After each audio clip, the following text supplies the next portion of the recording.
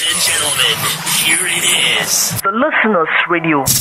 Well, it's 88.4 stereo. Le Point littéraire, une émission préparée et présentée par Jean-Jacques Foucault.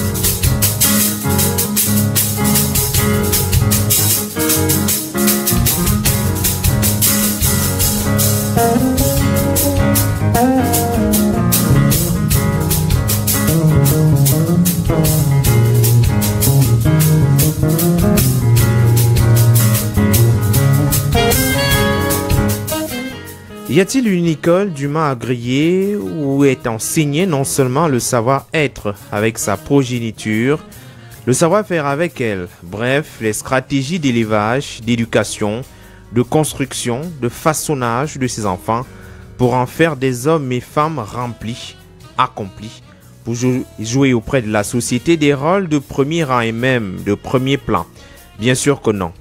Chaque parent s'adonne à cette tâche, un peu par suivisme, par tâtonnement, en procédant par une acquisition empirique des connaissances sur comment s'y prendre, du clou à la clé, des bons parcours, donc des réussites, mais aussi des exécrables. Avec la nécessité de partager justement l'expérience entre parents, il y a comme un baume des documents et bouquins extérieurs au cadre scolaire et académique qui essayent de décrire des façons de faire qui pourraient concourir à une éducation méthodique et responsable. Des enfants notamment, pour ne pas en faire des ratés. Des textes produits avec le concours des experts dans les domaines éducatifs et ceux particulièrement liés à l'innocence enfantine. Nous ouvrirons l'un de ce soir, plus récent dans les bibliothèques et plus affûté sur ses bords, puisqu'enrichi de nouvelles données liées au développement personnel, domaine de plus en plus en essor, ainsi que l'engagement et la motivation. Le livre du soir, comme viendra le réitérer sans doute son auteur, apporte des réponses claires aux questions suivantes. Première, quelle méthode d'éducation aiderait un enfant à devenir riche, utile pour sa famille, son village, son pays, au sens restreint, et à l'humanité au sens large, une richesse spirituelle et sans bouder celle matérielle. 2. Quelles sont les erreurs que commettent les parents ignorant les effets de celles-ci sur le succès de leurs enfants? 3. Quel est l'âge pour prendre en charge l'orientation de son enfant pour le conduire au succès? Quelle action encadreurs scolaires et enfants doivent-ils adopter pour parfaire l'éducation de l'enfant et lui assurer un avenir radieux? Puisqu'il s'agit d'une contribution commune école et maison. 5. Comment fonctionne le mental de votre enfant et comment s'en servir pour mener ce dernier au succès que vous espérez de lui, car c'est le rêve de tout parent conscient. Puisque le mot succès a été prononcé à plus d'une reprise, nous espérons que c'est avec succès que le message sera entendu, puisque nous nous retrouvons avec succès pour une autre édition du Point littéraire. Après la dernière, messieurs et dames, bonjour, bonsoir et bienvenue au Point littéraire que vous pouvez recevoir sur Royal FM Espace Cameroun via Internet, à travers Facebook et en FM sur les 88.4 par bande hertzienne FM. Installez-vous donc confortablement.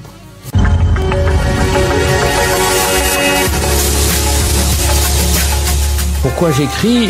Pour que la vie soit plus diverse. Pourquoi j'écris? Parce que c'est ce que je sais faire. Et parce qu'avec l'âge, de toute façon, les possibilités se raréfient. Quand j'écris ce roman, j'écris tous les matins à partir de 7h30, 8h moins le quart, jusqu'à 9h30. On ne m'a pas donné de conseils en particulier pour écrire. Par contre, mon père m'a dit que j'en étais capable. Mais t'écris parce que t'as un truc à dire? Tout le monde écrit, mais tout le monde n'est pas écrivain. Pourquoi le devient-on? Comment le devient-on? D'où vient l'inspiration? Écrivain, écrivaine. Le Point littéraire, Jean-Jacques Foucault. Jean-Jacques Foucault. On connaît les écrivains à travers leurs œuvres, mais connaît-on leur univers? Les romanciers nous entraînent dans leur fiction, mais quelle est leur vie au quotidien? Ces acteurs contemporains nous livrent un témoignage de notre temps. Mais quels sont leurs sentiments? Pour sa 3e saison, le point littéraire innove. C'est désormais jeudi à 21h sur Royal FM. Le point littéraire, c'est une émission de littérature. Toute la littérature, ici, tous les genres, sous-genres et types d'écriture se rencontrent. Vous aurez droit à plus de découvertes de livres et d'auteurs. Ici, tous les genres littéraires et textes scientifiques se côtoient. Le point littéraire, jeudi à 21h sur Royal FM. Prenez le rendez-vous.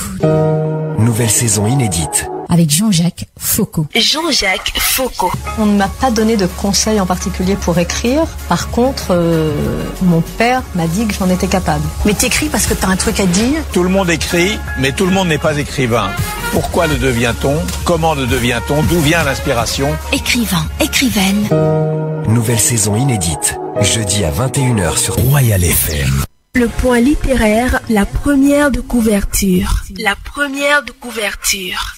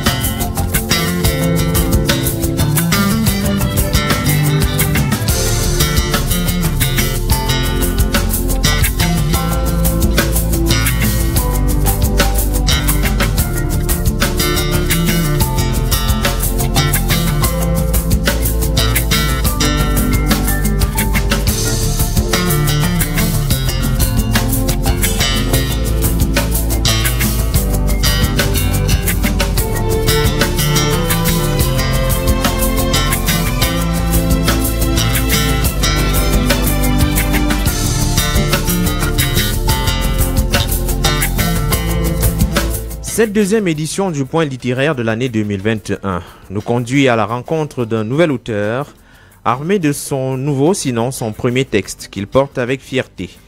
La garantie donnée par ce dernier, c'est qu'il ne compte pas s'arrêter là. D'ailleurs, entre les lignes des pages du livre premier, il indique qu'il y a une panoplie de sujets qu'il entend développer. Richard Lanke Tchatube est un auteur d'origine camerounaise.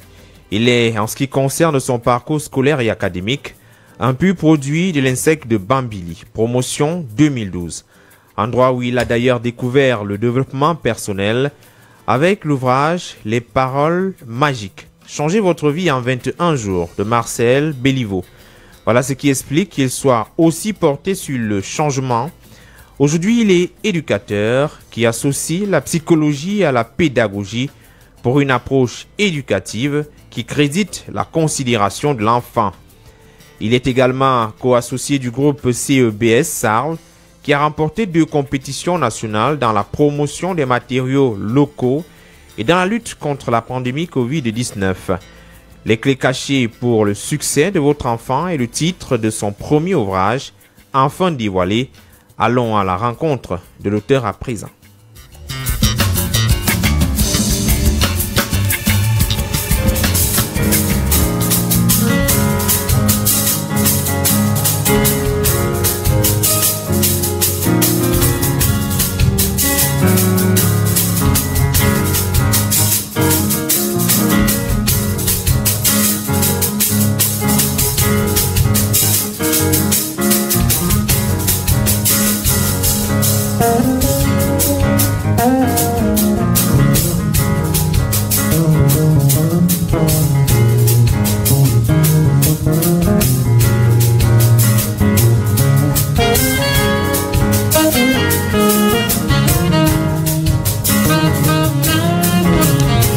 Richard Lanke Tchatube, bonsoir et bienvenue à Royal FM.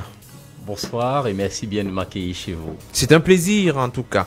de vous recevoir avec votre ouvrage qui est désormais disponible, Les clés cachées pour le succès de votre enfant. Mais d'abord, intéressons-nous à votre profil. Vous nous faites savoir que vous êtes issu de l'INSEC de Bambili, promotion 2012, et que c'est là-bas où vous avez rencontré un ouvrage qui a tout chamboulé en ce qui concerne le développement personnel. Eh bien, essayez de nous en parler un peu plus. Oui, pendant mon séjour à Bambili, l'INSEC de Bambili, j'étais étudiant pour devenir enseignant d'école technique. Et puis j'ai eu la rencontre avec un ouvrage qui a complètement changé tout dans ma vie parce que c'était 21 jours pour changer de vie. Et cet ouvrage, en le lisant, je comprenais que le développement personnel, il y a beaucoup de choses qu'on se dit être un hasard, des choses qu'on se dit juste arriver. Mais ce livre nous apprenait que quand vous avez une bonne coordination d'esprit et que vous vous orientez bien, il est possible que les choses vous arrivent et que vous les avez prédit, que vous créez plutôt votre futur. Donc, en quelque sorte, on provoque les succès. Exactement, on provoque les succès. À travers ses actes, à travers ce qu'on accomplit au quotidien, ce qu'on leur recherche. C'est une philosophie qui passe d'abord par l'intérieur avant de se matérialiser sur les faits. Exactement, parce que le développement personnel nous enseigne que c'est complètement de l'intérieur qu'on représente seulement l'aspect extérieur à partir de ce que nous pensons à l'intérieur, à partir de notre vision intérieure, c'est de là que l'aspect extérieur se matérialise, parce que nous concevons tout d'abord dans l'esprit et après nous pouvons le voir matérialiser. C'est pourquoi on se dit, ah tiens, j'ai eu l'impression que j'avais pensé déjà ceci, j'ai visualisé ceci avant, mais c'est justement parce qu'on conçoit tout de l'intérieur que l'on peut la voir paraître à l'extérieur. Alors vous êtes présenté comme quelqu'un qui associe psychologie et pédagogie. Sur le plan de la pratique, qu'est-ce qui change fondamentalement comparativement à la pédagogie qui est simplement enseignée dans les établissements scolaires, au lycée et même dans les écoles primaires? Oui, sur le plan de la pratique, ce qui change fondamentalement, c'est la reconnaissance de l'aspect positif. Je vois, on a un enfant qui ne veut pas apprendre ses leçons. Au lieu de chercher à voir qu'est-ce qui le motive, qu'est-ce qui pourrait le motiver à se mettre à ses leçons, nous nous amusons à lui créer des punitions. C'est ce qui est habituellement pratiqué. On essaie de lui dire, bon, tu vas te mettre à genoux. Avant, certaines personnes qui vont plus loin vont jusqu'à utiliser le fouet que nous ne recommandons d'ailleurs pas. Oui. Mais il faut proscrire la chicotte finalement. Oui, je pense clairement qu'il faut proscrire la chicotte parce que la chicotte, quand on fouette quelqu'un ou quand on est en train de violenter physiquement quelqu'un, il est dans une position là où il ne peut pas répondre, il ne peut pas réagir parce que c'est soit le parent, soit le maître, soit un tuteur ou un encadreur ou un supérieur qui est en train de le fouetter. C'est comme si nous, à l'âge adulte, quelqu'un nous attachait les mains et nous donnait une bonne raclée. Le sentiment que nous avons, c'est que nous pensons que les enfants ne ressentent pas ça, mais ils ressentent ces choses. Ils ont leur mot à dire. Ils se sentent également opprimés. Et malheureusement, pour le cas d'espèce, ils n'ont pas l'opportunité de s'exprimer, de dire non, comme un adulte. Pas du tout. Donc il faut les protéger. Il faut absolument les protéger. Surtout, l'impact avec ça, c'est que notre cerveau est conçu de façon à ce que tout est enregistré dans notre cerveau quand ça touche les émotions. Une fois que vous avez une forte émotion, ça va immédiatement donner une empreinte dans votre subconscient. Les chercheurs que j'écoute et qui me forment ont pu, avec des appareils modernes que nous avons aujourd'hui, se rendre compte qu'on a carrément un élément physique qui se crée dans le cerveau quand vous avez une pensée ou une émotion. Oui. Donc ça veut dire que si l'élément physique est créé dans le cerveau parce que vous avez une mauvaise émotion et toutes les choses associées, autant pour moi, à cette émotion ressortent aussi et sont enregistrées en même temps. Ça veut dire que quand vous fouettez un enfant et qu'il a de la haine ou il a de la rage, il a envie de se venger, il n'en est pas capable, vous serez surpris d'apprendre à l'école qu'il bastonne ses camarades, mais c'est quelque part... Il cultive la violence. Exactement. Il repercute en fait la violence qu'il a reçue. Qu'il a reçue des parents. Donc, en un seul mot, plus de considération à l'endroit de nos enfants. Oui, plus de considération et une très grande considération même parce que, à mon avis, et après toutes les études que j'ai menées, je me rends compte que construire une société, c'est avec des hommes. C'est avec des hommes qu'on construit une société. Mais on construit des sociétés avec des hommes meilleurs.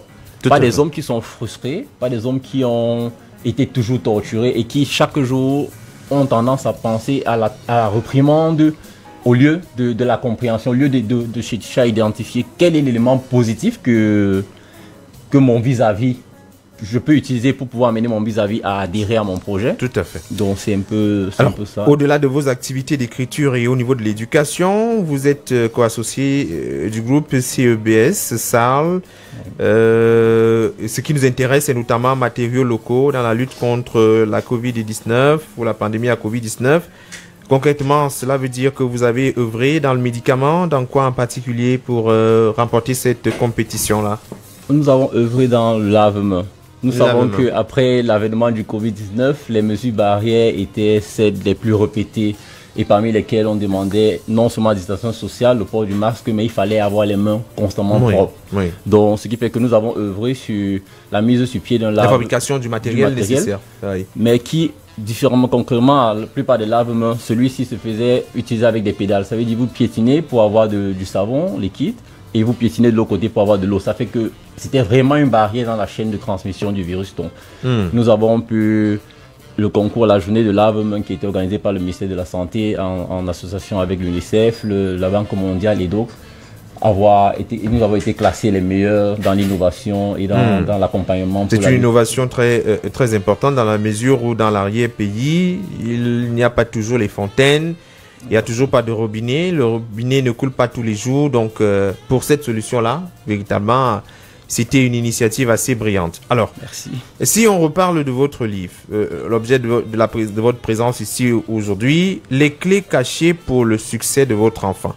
Déjà, à lire le premier titre, on a bien l'impression qu'il y a des clés accessibles à tout le monde pour rendre l'enfant riche moralement, spirituellement, mais que les clés sont généralement cachées.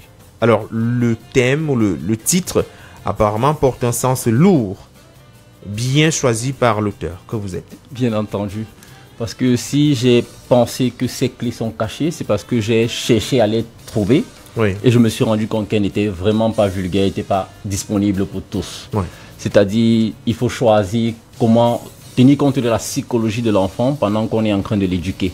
Les parents devraient se rendre compte désormais que chaque fois qu'on interagit avec un enfant, l'objectif, c'est de faire de lui quelqu'un meilleur pour la société. Et on devrait le lui rappeler de façon continue et de l'accompagner de façon continue. Régulièrement, il faut dire à son enfant qu'il est suffisamment brillant, qu'il peut faire mieux. Qu'il peut faire mieux, lui dire qu'on l'aime même, c'est quelque chose qui n'est pas vraiment vulgaire chez nous, de dire à l'enfant, mon fils je t'aime, ma fille je t'aime. Nous ne le disons pas assez et on a bien l'impression, bon, il sait. Mais c'est pas exactement pareil quand le papa ou la maman lui dit mon fils je t'aime, c'est que tu peux compter sur moi. Et ce que j'encourage, c'est parce que quand vous avez un enfant qui sait qu'il peut compter sur vous, vous êtes la première personne à qui fait ses confidences quand il a des problèmes. Alors vous êtes la meilleure personne à même de l'aider parce que puisque c'est votre enfant ou votre neveu que vous encadrez, vous l'aimez bien, vous investissez sur lui. Mais quand il a des problèmes, il va raconter chez le voisin parce que vous êtes toujours en train de le brimer ou alors en train de l'opprimer. Alors c'est un texte qui a pratiquement 8 chapitres. 8 chapitres assez détaillés. Vous faites d'abord savoir aux parents, de premier abord, que c'est un privilège d'être parent, d'avoir des enfants. Et donc, il faut considérer les enfants comme étant son trésor. Absolument. Exactement. Vous utilisez d'ailleurs quelques statistiques qui ne nous étaient pas très connues, ni publiées même. Hein.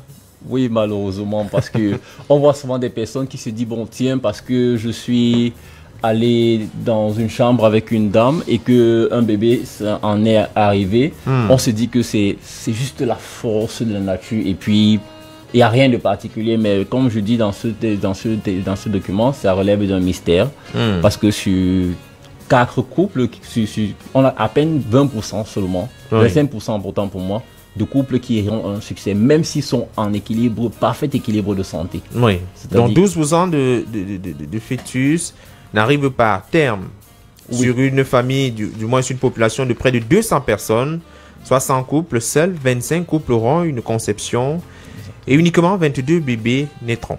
C'est pas grand, dire que c'est assez, du moins pour un chiffre, il est plutôt faible. Il est plutôt faible. Si on a jusqu'à 50, 100 couples qui se mettent ensemble et qu'on n'a que 22 bébés qui naissent, Et comme j'ai même dit dans le livre un peu plus loin, on ne se permettrait pas d'aller plus loin parce qu'on sait que la mentalité infantile est quelque chose d'encore prononcé en Afrique. C'est pourquoi beaucoup d'ONG et d'instituts accompagnent les enfants et les mamans durant les 2 premières années. Parce que pendant cette période, l'enfant est fragile et on a beaucoup de personnes qui perdent leur vie pendant cette période.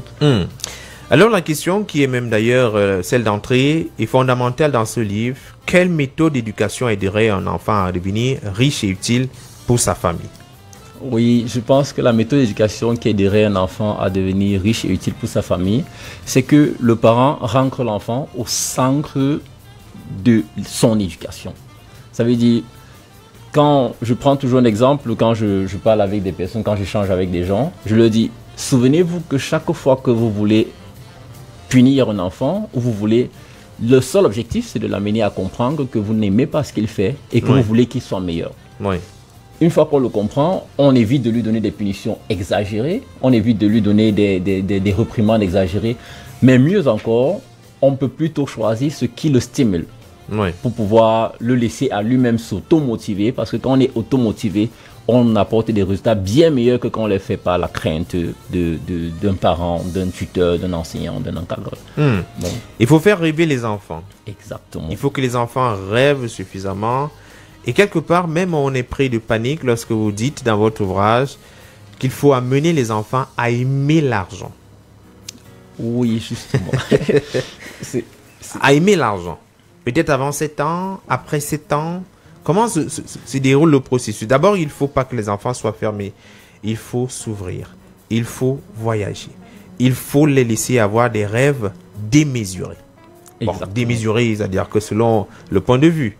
Oui, bien sûr. Et je pense que même démesuré, c'est très bien indiqué de le dire. Parce que, comme on dit, si l'humanité aujourd'hui a pris une ascension exponentielle dans la créativité, nous voyons nos civilisations aller extrêmement vite de jour en jour.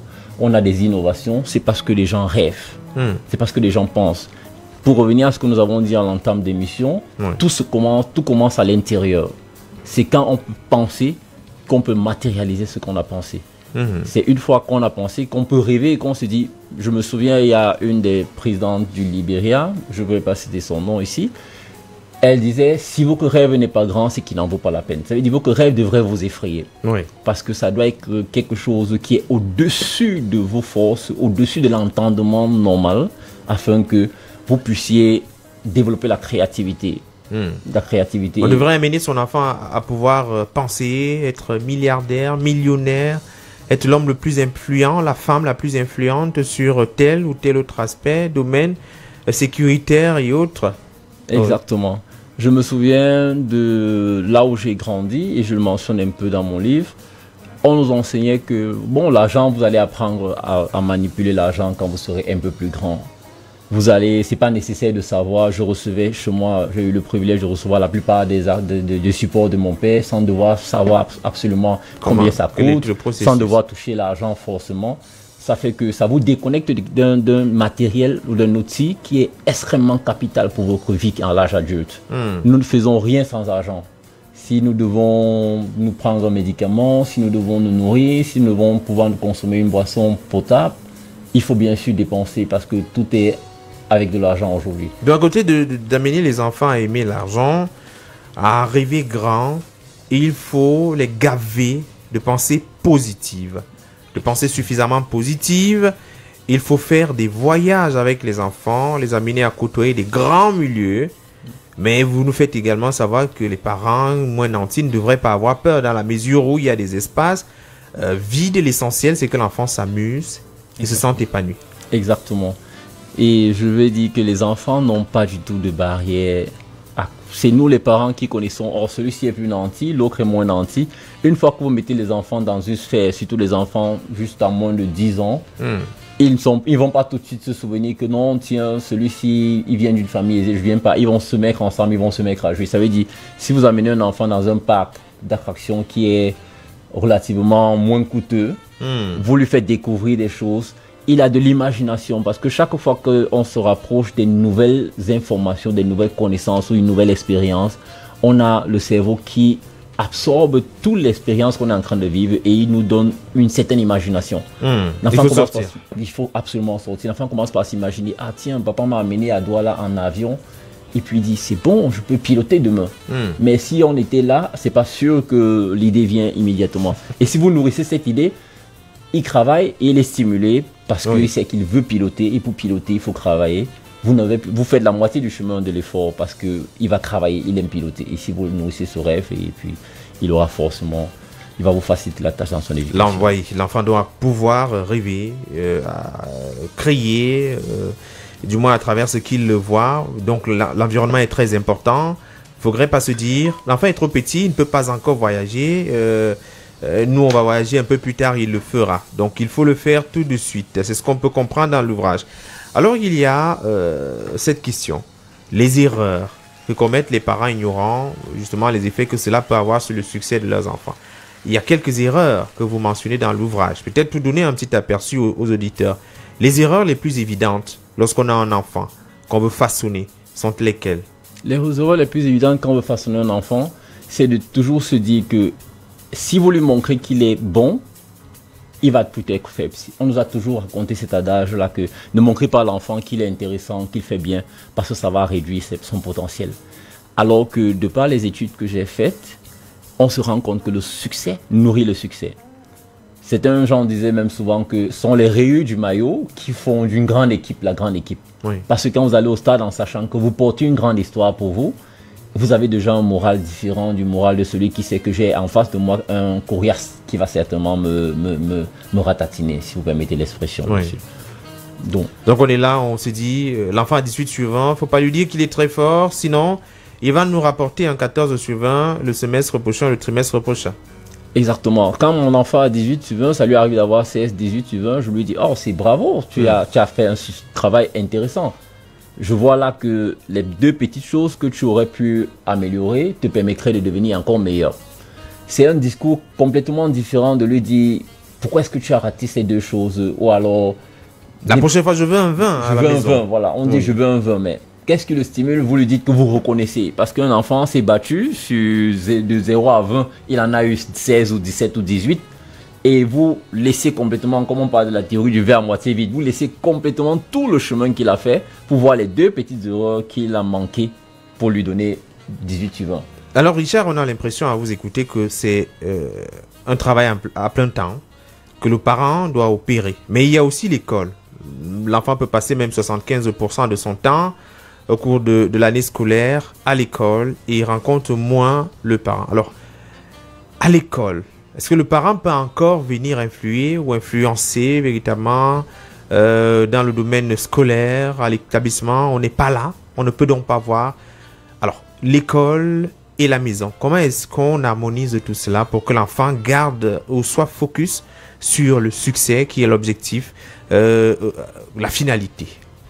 Oui, je pense que comme j'ai dit un peu dans l'ouvrage, un parent devrait, avant d'envoyer son enfant à l'école, avoir un certain nombre d'enquêtes à mener pour l'école dans laquelle il veut mettre son enfant. Que le paramètre principal ne soit pas seulement la proximité de l'école avec la maison, le domicile, ou alors le coût de l'école, un beau bâtiment, ou alors les beaux bâtiments. Que ce soit pas ça le plus important, mais qu'on essaye de se rassurer si l'école a un peu de ces notions de comment contenir les enfants, comment les orienter, les encadrer. Avant, quand on a fait ce travail, alors le travail qui est fait à la maison complète, parce qu'on sait que l'école déjà ne va pas complètement en contradiction avec ce qu'on est en train de donner à la maison, sinon l'enfant est dans un conflit qu'il aura du mal à gérer. Donc quand le travail est fait, c'est sûr qu'on peut harmoniser les deux. Et le parent doit être présent. Quand un enfant rentre le soir, il faut pouvoir savoir ce qu'il a fait à l'école, ces problèmes qu'il a eu, qui ne sont même pas d'ordre avec l'enseignant, mais avec ses camarades. Un parent devrait pouvoir écouter et être présent pour donner son point de vue. Et un point de vue qui amène l'enfant à être positif. Il y a un autre élément quand même qui nous a également fait peur, ou alors tiqué lorsqu'on a lu, c'est que le parent devrait choisir, même la compagnie de ses enfants, regarder attentivement ce qui circule autour de lui, et quelquefois même éloigner les enfants qui ne peuvent pas être d'une très bonne influence à son épanouissement. Oui, c'est un peu désolant de le dire, c'est un peu radical de le dire, mais comme je dis, vous avez une mission en tant que parent, si vous vous souvenez que c'est un mystère ou un privilège qui vous a permis d'être parent et que vous avez une charge, un devoir de conduire un enfant à son succès. Et je rappelle encore en le disant que le succès d'un enfant, quand vous travaillez dans une entreprise, on vous donne un salaire, mais qui ne vaut carrément pas ce que vous apportez à la société pendant que vous travaillez dans une entreprise. Je ne sais pas si vous comprenez un peu de quoi je parle. Tout à fait. C'est-à-dire qu'en ce qui concerne l'ébauche, les dépenses, sur le plan intellectuel, ce n'est pas nécessairement tout à fait équitable en réalité. Oui, c'est pas équitable. On vous donne juste une petite compensation de tout ce que vous œuvrez. Je prendrais un chercheur qui réalise la construction d'un avion. Une civilisation entière va utiliser cet avion. Mais vous ne pouvez pas être payé à hauteur. Ne peut pas être payé à la hauteur du changement qu'il apporte. Donc, un parent devrait se souvenir que je ne suis pas juste en train d'élever un enfant, mais je suis en train de créer une personne. Je accompagne une personne afin qu'il impacte sa génération. La plus-value pour l'humanité. La plus-value pour l'humanité. Donc, il ne faudrait pas lésiner sur les caprices d'un ami qui n'est pas bien, qui est de mauvaise influence, qui influence l'enfant dans ses rêves, qui lui dit que ses rêves sont banals, ses rêves ne sont pas réalisables. Et donc, normalement, on devrait soit aider cet enfant à revenir sur le chemin, mais si c'est plus long, il vaut mieux juste éloigner son enfant de celui-là. Mesdames et messieurs, nous prenons une pause et on revient pour la suite de l'entretien avec Richard Lanke-Tchatchebe qui nous parle de son ouvrage « Les clés cachées pour le succès de votre enfant ». Il y a du grand amour dans les prochaines minutes.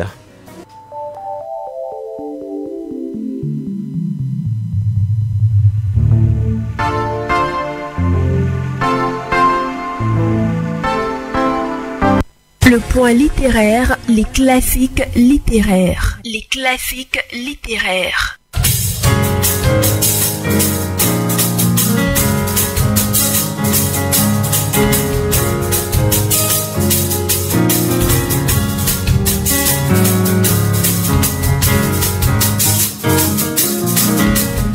La littérature africaine nous intéresse ce soir et dans notre bibliothèque, nous choisissons de relire aujourd'hui Le Mandat. Roman conçu, écrit et publié par Sembène Ousmane. Un ouvrage qui peint la dure réalité de certains quartiers à Dakar au Sénégal, comme dans plusieurs autres pays en Afrique. Bonsoir, Anne-Elisette Ambassa. Jean-Jacques Foucault, bonsoir. Effigie satirique socio-économique de l'Afrique contemporaine en général et de la société sénégalaise en particulier. Le mandat du cinéaste sénégalais Sembène Ousmane a été écrit durant les années post-indépendance, à savoir en 1968. Plus qu'un simple récit traditionnel, teinté d'exotisme et d'africanisme, ce roman dépeint avec probité et réalisme, mais aussi avec humour et bonhomie, la dureté de la vie en Afrique ainsi que la bassesse et la misère morale et matérielle de tout un peuple en mal-être, désaxé, sybarite et seul face à son destin. Profondément embourbé dans une léthargie dont il ne peut commodément se départir faute de moyens et de concrètes réalisations, et ainsi confiné dans un environnement des plus hostiles, ce peuple, issu d'un quartier populaire de Dakar, ne vit que de ragots, de vices et de roublardises. En effet, dans une société où la culture de l'oisiveté, celle de l'assistanat et celle du cynisme ont la primauté sur l'esprit d'entreprise, esprit libérateur et salvateur, il est difficile pour bien des gens, à l'instar d'Ibrahima Dieng, de s'en sortir et de se réaliser. Polygame et père de familles nombreuses, Ibrahima Dieng mène, comme tout Sénégalais de son époque et de son rang, une dure et triste vie aux côtés de ses deux épouses, Méti et Aram. Au chômage depuis 1 an et victime des effets pervers engendrés par l'indépendance, celui-ci a appris à ses dépens et avec le temps à accepter sa condition matérielle. Néanmoins, sa vie bascule le jour où il reçoit de la part de son neveu nouvellement arrivé en France un providentiel mandat d'une valeur de 25 000 francs CFA. Dès lors, la nouvelle se propage dans tout le quartier et chacun voit en ce pécule inopiné le remède et la solution miracle, mais temporaire à leur triste existence, ainsi qu'à leur mot quotidien. Né le 1er janvier 1923 à Ziguinchor, Afrique occidentale française, mort le 9 juin 2007 à Dakar, au Sénégal, Ousmane Sembène est un écrivain, réalisateur, acteur et scénariste sénégalais, personnalité majeure de l'Afrique contemporaine, connu pour ses partis pris militants sur les questions politiques et sociales.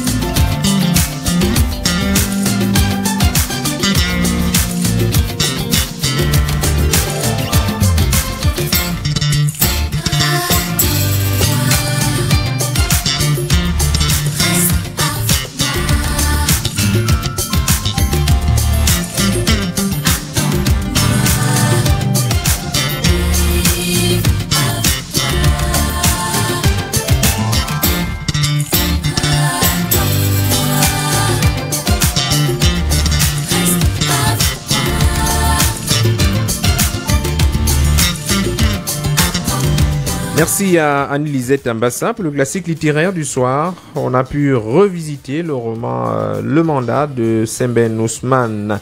Alors Richard Lanke Tchatchoube, est-ce que vous avez eu des auteurs qui vous ont à un certain moment marqué, hormis bien évidemment le livre sur le développement personnel qui arrive comme un déclic? Oui, j'ai eu des auteurs qui m'ont marqué. Je vais citer le célèbre américain Dale Carnegie, qui a écrit Comment se faire des amis et influencer les gens. Ouais. C'est un guide pratique de société qui apporte un savoir-vivre à toutes les personnes qui le lisent, qui est riche. C'est un livre que j'ai lu déjà 3 fois et je vais certainement le relire encore plusieurs fois parce que comme les guides pratiques ont cette capacité de pouvoir nous rappeler de temps en temps qu'on peut choisir de voir en toute situation la partie qui est intéressante.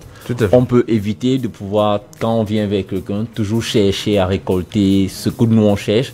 Pourquoi ne pas s'intéresser à ce que l'autre veut? Une fois que vous vous intéressez à ce que l'autre veut, il est possible qu'il vous aime véritablement. Oui, ça fait déjà 2 auteurs de l'extérieur. Est-ce qu'il y a au Cameroun quand même des auteurs qui vous ont aussi marqué? Oui, je vais Camerounais. Oui, vous avez plus la culture de la littérature extérieur.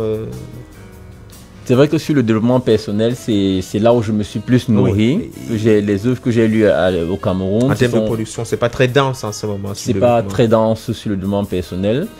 Et ce qui fait que je me suis penché sur ceux qui m'ont été recommandés. J'ai suivi certains séminaires.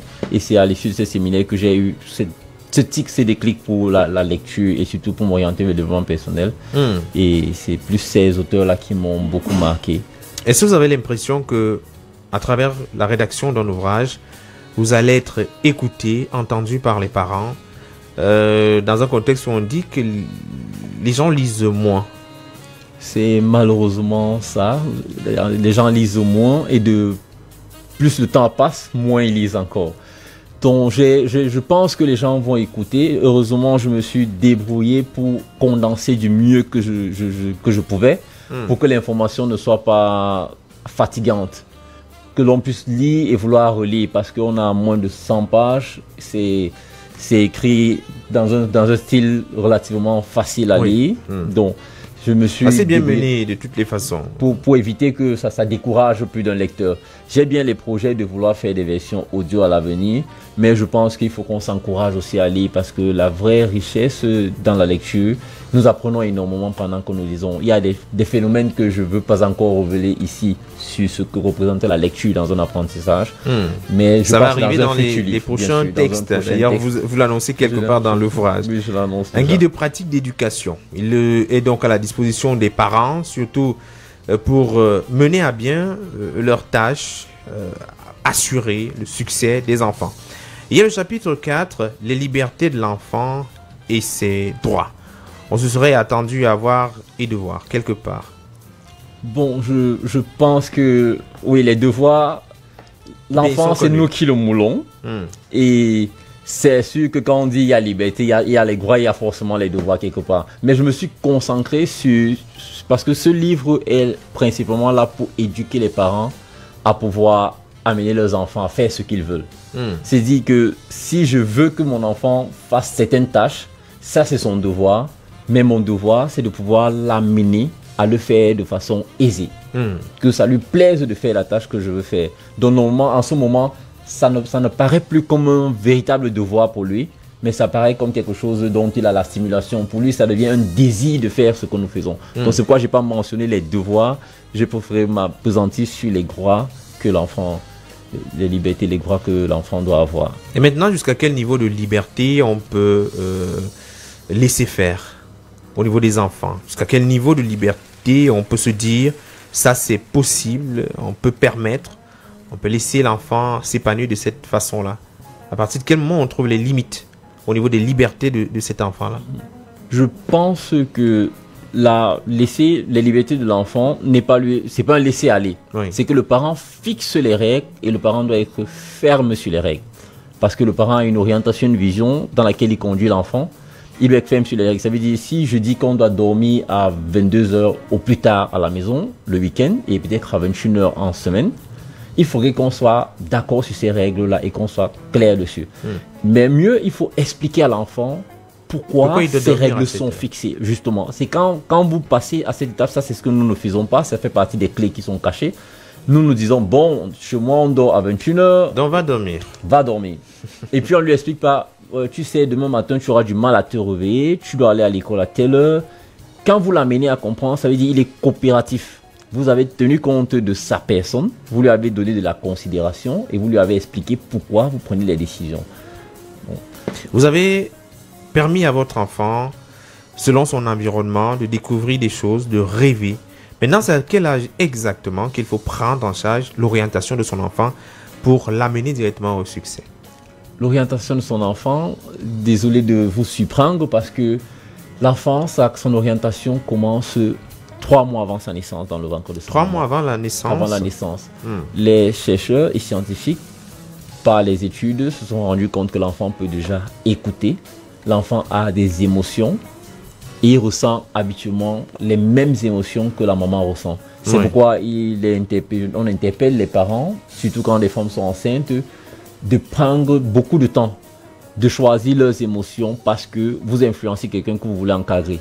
Une fois qu'il naît, il a passé 3 mois à vivre des émotions qui seront un travail complexe pour vous, pour pouvoir les contrôler une fois qu'il sera né. Donc, c'est de 3 mois jusqu'à 7 ans, 8 ans pour certains.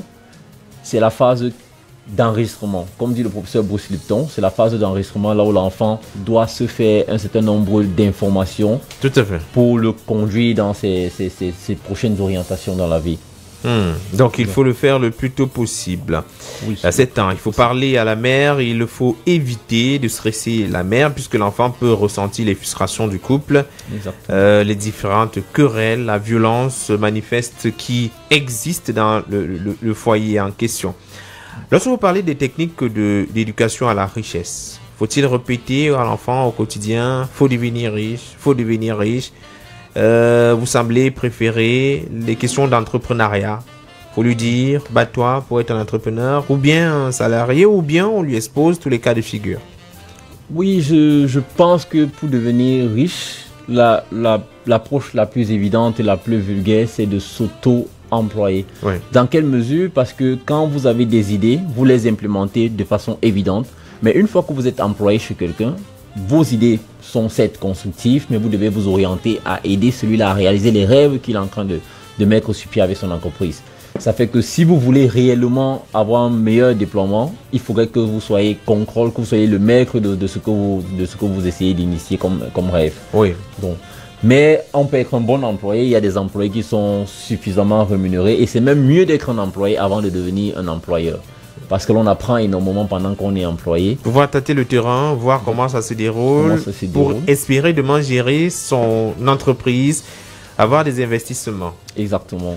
Il y a au moins 5 clés pour les techniques d'éducation à la richesse. Vous faites comprendre dans l'ouvrage qu'il faut la confiance en soi, la connaissance de l'argent, les valeurs de dignité, le désir de l'abondance et la générosité. En quoi est-ce que les 5 piliers sont liés? Oui, les 5 piliers sont liés parce que ça fait partie des caractères que l'on retrouve chez les personnes à succès. Je préfère dire comme ça, des personnes riches. Oui. Je voudrais tout de suite dire qu'on ne s'imagine pas seulement que la richesse, c'est seulement sur le plan pécunier ou financier. Oui. Mais c'est la quantité de bonheur, d'épanouissement que quelqu'un vit qui détermine son aise dans la société. Mais c'est sûr que pour pouvoir être à l'aise dans la société, si on marche sur le soleil et qu'on n'est pas capable de pouvoir savoir un manteau, un chapeau, un parapluie, c'est sûr qu'on ne sera pas à l'aise, autant à l'aise qu'on peut. Donc, il faut avoir de l'argent, il faut avoir beaucoup d'argent. Mais mieux encore, avoir beaucoup d'argent vous aide à aider les autres. Parce qu'une fois que nous passons le temps à intriguer ou à critiquer les personnes qui sont riches en les traitant des gris ou de tous les noms, mais ce sont eux qui nous offrent routes, écoles, hôpitaux et tous les dons que nous voyons là-dedans. Donc ça veut dire que plus vous avez de l'argent, vous avez une meilleure façon d'accompagner le monde et d'accompagner vos idées de générosité. Il faut également s'appuyer sur les valeurs de dignité. On ne devient pas riche parce qu'on abuse des autres. Exactement, parce que c'est pourquoi l'ouvrage de Dale Carnegie, je le recommanderais à plus d'une personne, et parce que ça vous apprend que c'est sur les autres que vous appuyez. Quand vous appuyez sur les autres, vous pouvez être sûr qu'ils vont vous aider à vous élever de plus en plus. Donc, il ne faut pas marcher sur eux pour pouvoir accéder au trône, finalement. Non, pas du tout. Vous en ferez plus d'ennemis. Vous en ferez plus d'ennemis, et plus vous avez d'ennemis, c'est sûr que votre richesse même sera... On va apprendre qu'on a agressé telle personne, on est allé brûler un de ses magasins, mais c'est parce que d'une façon ou d'une autre, il a mal géré un partage équitable des ressources de l'entreprise avec des personnes qui l'ont aidé à gagner ces ressources. La confiance en soi, et on ne l'acquiert pas à travers des mots dévalorisants lancés sur l'enfant, tu ne sais rien faire.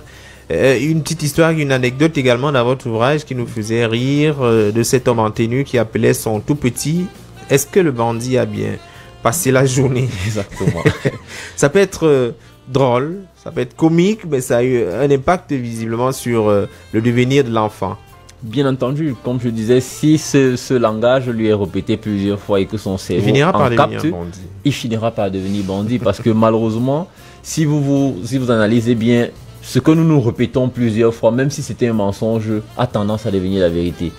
Je prends toujours cet exemple pour illustrer ce de quoi je parle. Il y a des moments, un artiste a sorti un disque qui, de prime abord, ne vous a pas marqué. Mais parce que il a eu du succès dans des émissions de radio, dans des émissions de télévision, et qu'on l'écoute partout dans les discothèques, vous finissez par commencer par aimer une musique que vous avez tendance à repugner au départ. C'est exactement de la même façon avec se rappeler des bonnes choses, de dire à quelqu'un tu es moins que rien, tu es un bandit, tu es un feignant, On le prend comme des blagues, mais ce sont des paroles qui ne sont pas vaines, qui ne sont pas sans conséquences sur l'enfant. Ça fait partie des clés aussi que les parents devaient apprendre à choisir leurs mots quand ils s'adressent à leurs enfants. Alors, on va terminer par la question du cerveau et de la psychologie humaine. Le fait de savoir qu'il est possible de faire, comment le dire, d'amener son cerveau à concevoir d'abord le bien-être avant que cela ne se matérialise. Il faut l'influencer. Vous prenez l'exemple de la réalité virtuelle, d'un jeu vidéo qui vous amène à croire que ce que vous voyez, qui n'est pourtant pas la réalité, est une réalité vraie, si je peux utiliser l'expression. Donc il faut tromper de temps en temps son cerveau. Et comment donc y arriver ? Oui, il faut tromper son cerveau. Comme je disais dans l'ouvrage, rendons-nous compte que nous voyons avec les yeux, nous écoutons avec les oreilles, mais le cerveau est caché quelque part là dans notre crâne. Ça veut dire que lui, il reçoit des informations, soit sous forme électrique et chimique, parce que c'est comme ça que les informations marchent avec des neurones. On a environ 100 milliards de neurones dans le cerveau et chacune ont des fonctions différentes. Donc le cerveau, lui, reçoit des informations. Alors si l'œil lui donne une information qui est erronée ou alors qui est trompée, le cerveau va traiter l'information que lui, il a reçue. Alors nous pouvons se saisir de cette opportunité pour influencer le cerveau. Parce que comme je disais, c'est une expérience vécue. Quand vous êtes dans un système de réalité virtuelle, vous avez qu'un casque dimension 3D et vous regardez des chutes, vous avez peur des chutes, on vous amène sur un fauteuil qui permet de se mouvoir comme si vous étiez réellement dans un simulateur 3D. Les sensations, la panique, le pouls, le rythme cardiaque et tout ça se passe exactement comme si vous étiez en train de le vivre. Ça veut dire que c'est une révélation qui nous fait savoir que si nous choisissons de penser des choses qui peuvent nous aider ou nous conduire à visualiser le succès, à le vivre en anticipation, le cerveau le considère comme quelque chose de vrai. Et quelque chose que j'ai mis encore dans ce livre qui va être développé mieux dans d'autres livres, c'est que nos choix sont orientés par notre subconscient habituellement. On sait bien qu'il va falloir attendre beaucoup d'ouvrages qui arrivent. Il y a beaucoup de thématiques que vous proposez de développer dans les prochains ouvrages. On va terminer par la loi de l'attraction. Et s'il fallait l'expliquer en des termes plus clairs et simples, pour que l'auditeur qui nous écoute en ce moment ait une certaine substance de cette dite loi, la loi de l'attraction. La loi de l'attraction, je vais dire d'abord qu'il faut qu'on explique ce que c'est qu'une loi. Je vais prendre la loi de la gravitation, qui est la loi la plus vulgaire que nous connaissons. On sait que tout objet dans un champ autour de la Terre est attiré par la terre. C'est la raison pour laquelle nous marchons debout sur la terre et quand nous sautons, nous retombons. Quand une mangue quitte de l'arbre, elle ne monte pas et tombe. On a le célèbre physicien Isaac Newton qui a penché ses études là-dessus. Les lois sont ces forces surnaturelles qui gouvernent l'univers. Donc, et de la même façon, la loi de l'attraction, c'est cette loi qui fait que quand vous avez une pensée claire dans votre cerveau, et que votre corps est harmonisé sur cet aspect, alors cette chose-là commence par venir à vous. Et je vais l'expliquer plus simplement et pour que les auditeurs se rendent compte que c'est quelque chose de vrai. Pour peu que vous passez par une émission, nous sommes en train de regarder ou d'écouter Royal FM aujourd'hui et que nous savions bien là où elle se situe à Yaoundé. Le simple fait que nous avons échangé avec un staff ou un ami qui parle de Royal FM, chaque fois que nous allons passer devant la caméra, de façon intuitive, nous avons un regard sur Royal FM. C'est de la même façon quand vous achetez une nouvelle voiture, vous avez l'impression, c'est comme s'il y a cette voiture partout dans la ville. Alors que la voiture était là, mais maintenant, puisque la voiture est dans votre cerveau, vous la voyez de façon évidente. Donc en utilisant cette loi d'attraction, ça veut dire que quand vous fixez quelque chose dans votre cerveau, vous le voyez de façon évidente. Ça, je veux laisser les aspects métaphysiques pour rester mécaniquement sur comment ça se passe. Le simple fait que vous l'avez dans votre cerveau et que c'est bien frais et c'est bien clair, c'est de la même façon pour vos projets. Quand vous allez passer au bord d'une route, vous allez facilement voir la pancarte qu'il y a une annonce de voiture qui s'ouvre parce que vous êtes en train de chercher la voiture. Quand vous ouvrez sur Facebook, tout de suite vous voyez que non, il y a quelqu'un qui propose une voiture parce que vous êtes en train de chercher la voiture. Tout à fait. Donc il faut garder dans le cerveau à présent le succès. Le succès, absolument. Le succès. Et vous allez le trouver partout. Et vous allez le retrouver partout, avec effort. Merci Richard Lanque Tchatchebe d'être passé à la radio, nous parler de votre ouvrage que nous proposons d'ailleurs aux auditeurs, nous conseillons aux ces auditeurs, les clés cachées pour le succès de votre enfant, guide pratique d'éducation. Un ouvrage qui est désormais disponible un peu partout à Yaoundé, on l'imagine bien, et même dans d'autres villes. Oui, c'est vrai que nous sommes encore en train de déployer la logistique pour rendre ça possible.